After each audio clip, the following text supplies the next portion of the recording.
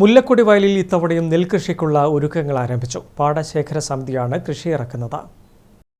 150 ഏക്കറിലധികം വ്യാപിച്ചു കിടക്കുന്ന മുല്ലക്കൊടി വയലിൽ ഇത്തവണയും നെൽകൃഷിക്കുള്ള ഒരുക്കങ്ങൾ ആരംഭിച്ചു. 3 വിളയും പിന്നീട് 2 വിളയും 1 വിളയും കൃഷി ചെയ്ത വയലാണ് മുല്ലക്കൊടി വയൽ. പരമ്പരാഗത കർഷകർ നെൽകൃഷിക്കായി വിശ്രമമില്ലാതെ തയ്യാറെടുപ്പുകൾ നടത്തുകയാണ്.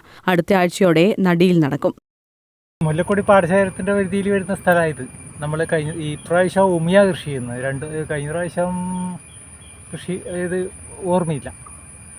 ഉമ നല്ല ഇതായിട്ടാണ് കിട്ടുന്നത്. ലാസ്റ്റിലോട്ട് മഴയെല്ലാം ഉണ്ടെങ്കിൽ നല്ല കൃഷിയാണ്. വിള കുഴപ്പമൊന്നുമില്ല. പാടശേഖരത്തിൻ്റെ എല്ലാ സഹായവും ഉണ്ട്. ഇനി ഇപ്രാവശ്യം ഈ കാലവർഷം നേരത്തെ ആയതുകൊണ്ട് വിത്തിടാൻ വേണ്ടി കുറച്ച് താമസിച്ചു. അപ്പോൾ ആ മഴ കഴിഞ്ഞതിൻ്റെ ഇപ്പം നമ്മൾ ബതുക്കുവായത്. അപ്പോൾ പ്രാവിനെ നോക്കൽ കിളീനെ നോക്കലെല്ലാം അതാ ഒരു വലിയ പ്രയാസം നമുക്ക്. അപ്പോൾ അത് കഴിഞ്ഞ് ഇനിയിപ്പോൾ ഒരു 10 ദിവസം കഴിഞ്ഞാൽ, ഒരു 28 ദിവസം കഴിഞ്ഞാൽ പറിച്ചു കിടാം. മുല്ലക്കൊടി വയലിൽ പാടശേഖര സമിതികളും സജീവമാണ്. പരമ്പരാഗത കർഷകർക്കൊപ്പം പുതുതലമുറയിലെ ചിലരും രംഗത്തുണ്ട്. നല്ല ഇനം ഉമാ നെൽവിത്താണ് ഇത്തവണ പരീക്ഷിക്കുന്നത്. നടീലിനുള്ള ഒരുക്കങ്ങൾ അവസാന ഘട്ടത്തിലാണ്. News bureau, Irikkur.